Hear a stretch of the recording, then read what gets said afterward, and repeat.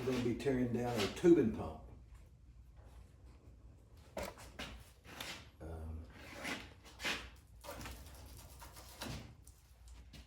And we just break it down just enough to show you what's going on. Now, you can pull that out real slow and easy. Twist it as you go.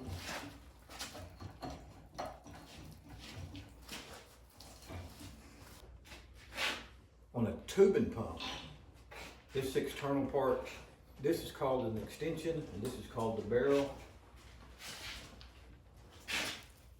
And on the very end, it has a collar and a seating shoe. There's a difference in a seating nipple and a seating shoe, but this goes on the end of your tubing, all of this. And then the part he's gonna pull out, then once you get the tubing run in and everything where you want it, then you'll screw this part, go ahead and pull that out. This screws onto your rod string, and that goes down inside this, and you'll seat it in. When you run the rods in the bottom, you'll seat it inside the bottom of this, which is called a seating shoe. And then you'll have to turn your rod string to the left. Turn it to the left. Keep turning to the left. You'll turn it to your left on your rod string. Okay, now hold that. And what that does, the seating assembly seats here, and you turn it to the left and get off of it. Okay? All right, and then you'll come out about at least a foot, and then space your rod string out so that the bottom there never hits this, because if it hits it, it'll take a chance on screwing onto it and unseating this. Once this unseats, then you'll lose all of your fluid. Now, there's a difference in a mandrel for a tubing pump and a mandrel for a rod pump, an insert pump. You'll see this one has 3 cups and this one has 2. And this one will not fit inside. It has a no-go, and this one doesn't have a no-go. This no-go is made so it won't go through. This doesn't have it, so the no-go is actually made on this seating shoe. It'll have a ring that will not allow this to go through, but it seats it with 2 cups. This is a double valve. It's got a valve here and a valve there. They're facing up. As this pump strokes here, inside here, this is inside the barrel. As it comes up, these balls open, but the ball and seats on the plunger close. And so it sucks fluid up through here. And then when it gets to the top of the stroke, then it starts down. These balls close on the seat. These ball and seats will open and allow fluid to travel through here, and it comes out here, goes up through your tubing string, out through your flow line. Biggest difference in anytime you have to pull you can pull the plunger just by pulling the rod string. And look at this pump here. You can change out anything on it, but you cannot. If this is rough and you think that the pump may be wore out, you have to pull tubing. You can't get out of it. You have to pull tubing. This is called a stinger, and it is spring loaded. Right there. That goes on. You go back down the end of that. Can you hold it up there? This goes down when you get ready to pull it. You'll turn this to the right with your rod string on it, and then you'll feel it get snug, and then you'll pull, and it will pull it out of that, allow your fluid to drop and come out of the hole with it. But you have two options with one of these.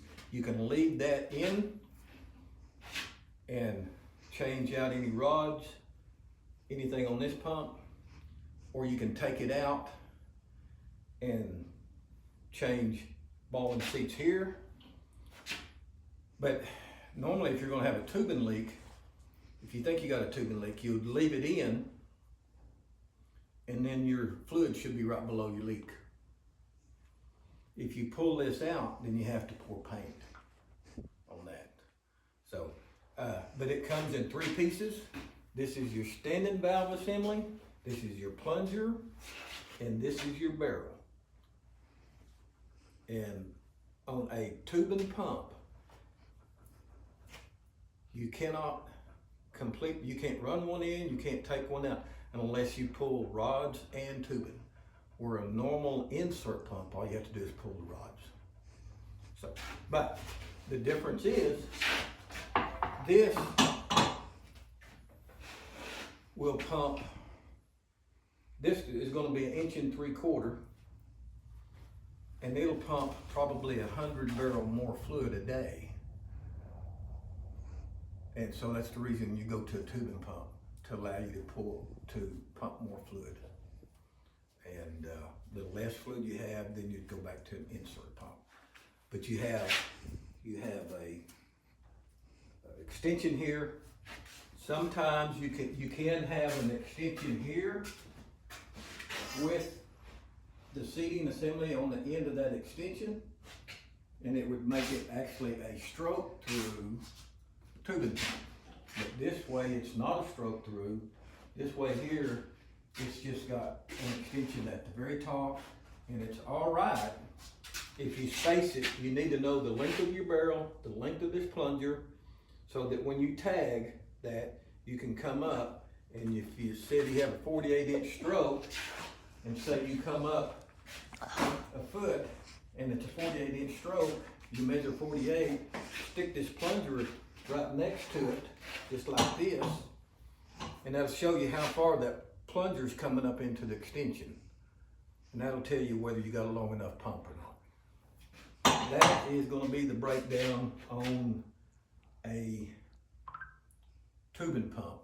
Now we're going to show you how we'll put it back together and leave it.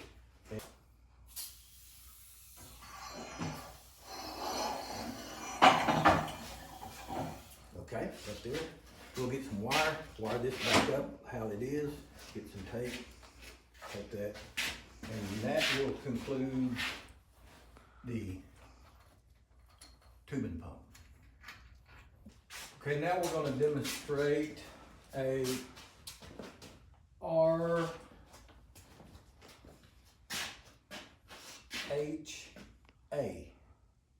pump.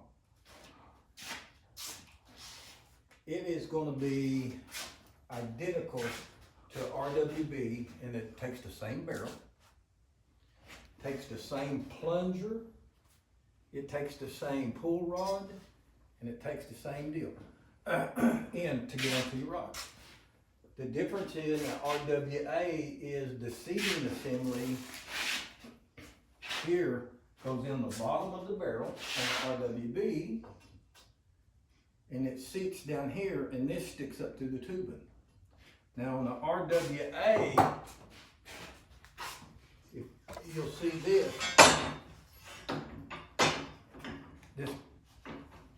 this right here hook up. Normally you would have seat cups, valves, and this. You leave the seating assembly off. You screw this on to the bottom, and you make it double valve, single valve, whichever you want. But this goes all the way through the tubing, and it goes all the way through the seating chute. We were showing the difference in a RWA and a RHA-C. The RWB, this is on the bottom of the pump, and it goes down in through the tubing, and it seats right there, and you jam this toward that second seat cups down in there, and that seals it off. So the pump is sticking up inside the tubing. That's on the RWB. On the RWA, but first, let's on the RWB, it'll go like this, and that's as far as it'll go. On the RWA, see, the pump will go all the way through it and keep on going. Just take the pump, take that right on out that in. And the pump will actually be outside of your tubing. And so what happens is, go ahead and put it right back right here, and bring this over here. And this, your pump would go through it. This is screwed in to the top right here. Okay? So just imagine it being screwed into the top.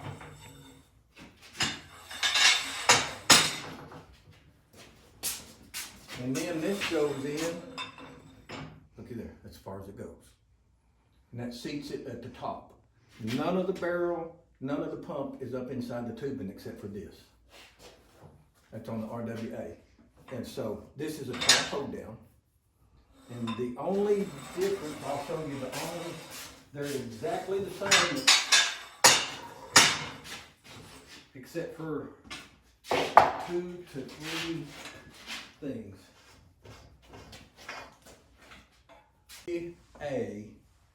This goes on bottom instead of this. This is the seating assembly for RWB. This is for RHA. Now, it takes this, is the only addition to RWA, except for this one connection right here. And this screws into the barrel. It screws into the barrel, and let's see. The end of this,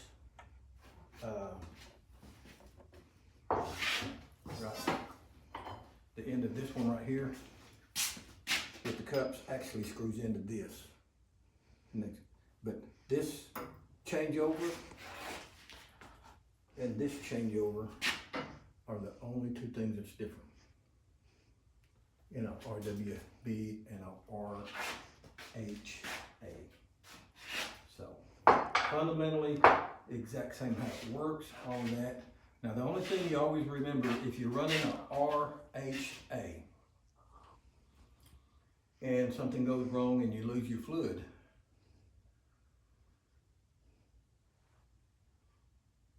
and you get on a pump truck on it and you pump into it and it won't load, it can be the barrel, because it's on the bottom side of the seating assembly. And if the barrel gets a hole in it, it's just like having a tubing leak. Where a RWB, which all of this is above the seating assembly, all of it's above it, and the pump is above it, and it's all up in there, and so it cannot, a hole in the barrel cannot affect you as far as having a hole in the tubing or losing fluid. Now, you've seen this, how this fell down in through there. It's got a no-go. The bottom hold downs have a no-go, and the top hold down has a no-go, but it will only, that's going to be where it seats in the top of it. But either way, the pump will not come through on either one. And so now that's going to be the difference. Everything on the traveling, everything on the standing, single valve, double valve, you use same cages, same ball and seats.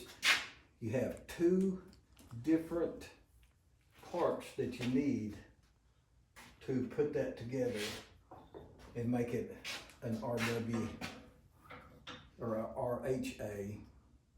And here's what, if you have these parts and you have a brand new pump, it's an RWB that's got a seating assembly down on that bottom side, you can just put this seating assembly on the top, use what you took off, add this to it, and then move it to the top.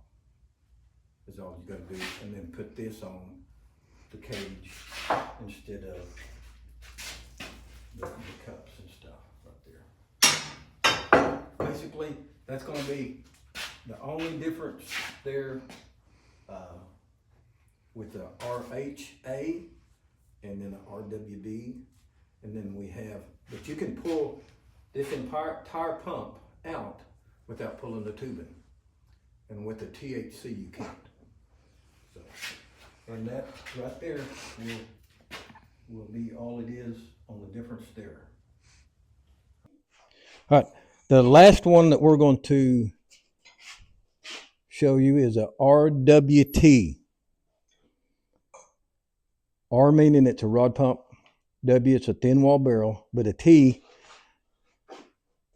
means it's a tube, where normally you have a pull rod, it's solid, all of that. That is on the RW B-C, it's on the RHA, the pull rod, and then you have a RWT.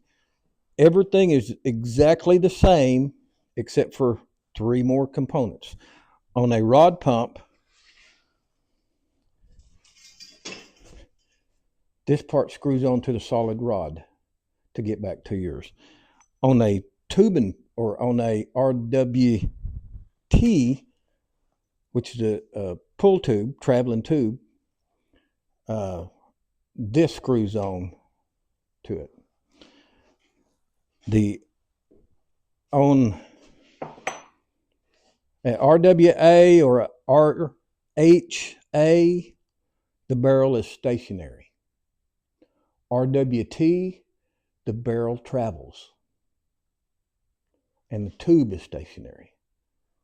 Just it's 180 degree difference. RWA, the barrel is stationary and the plunger moves up and down with the rods. On the RWT, the plunger is stationary and the barrel moves with the rods. So, exact same type of hookup. The only thing you have any different, you have a rod and you have a tube. The oil travels through this tube right here. And this tube has a plunger on the bottom, just like the rod would.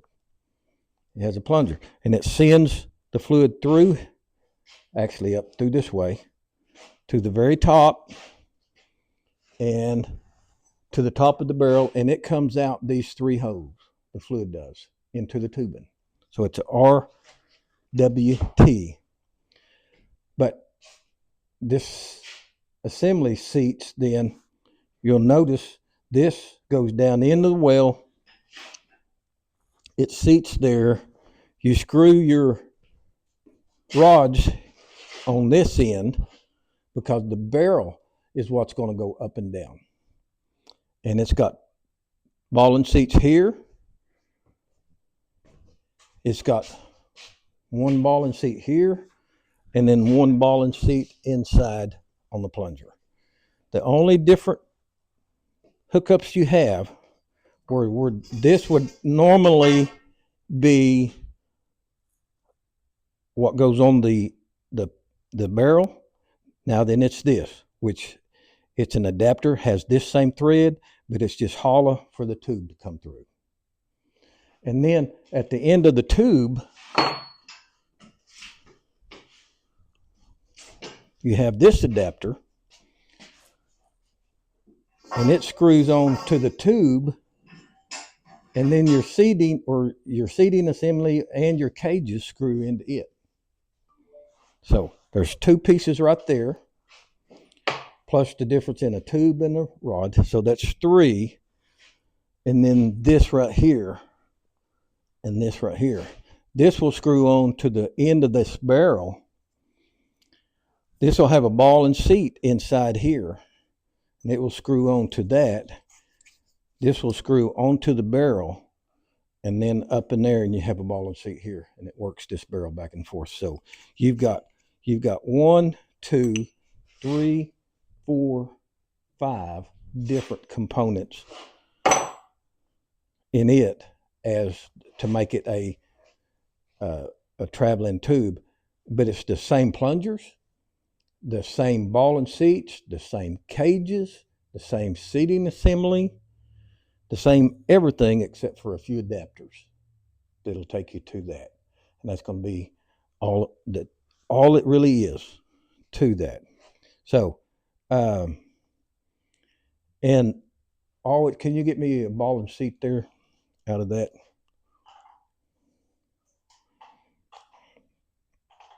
Always remember, in any of them, doesn't matter, but the ball and seat have got to be facing up.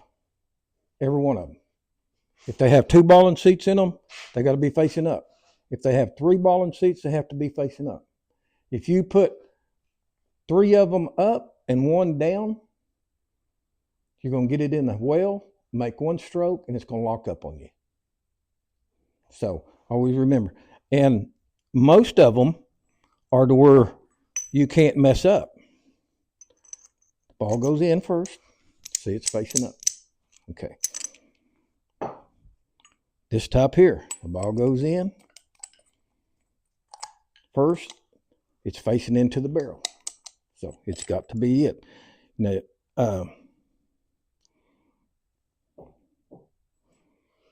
you cannot put this cage on the RWT, because if you put this cage on the RWT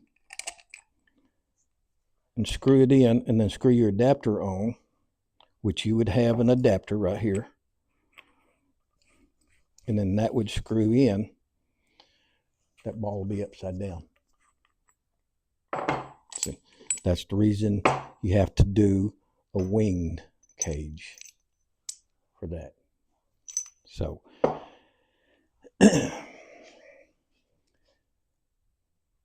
if you do make the mistake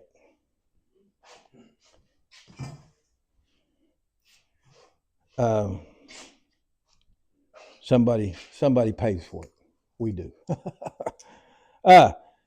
Most cages have a male and a female thread. You cannot get that wrong on a male and female. There are some cages. This cage has a female.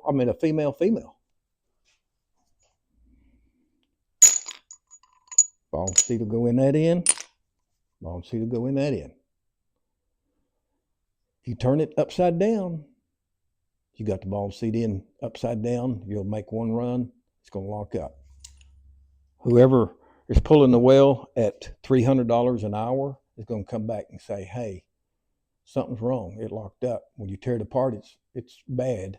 It's in there wrong. They're going to say, well, who's going to cover that 7 hours pulling unit time, which comes out to $2,100? Who's going to cover that? You see what I'm saying? So it's important to know what you're doing, but it's also important on any of it, because I've been doing this for 50 years, and if you've been in it 50 years and don't know what you're doing, something's wrong. So I already know what I'm doing because I've been in here so long. But feel free to ask any questions to me, because you're not expected to know all of this. So the number 2 thing that you should always remember, if you have any questions when you're tearing one down, feel free to ask questions. It's better to ask questions on the surface than to wind up down hole and wonder who's going to pay the $2,100 difference. So There's a lot to them, a lot of different things, but anybody, if they want to learn it, can learn it and do what needs to be done. Thank you.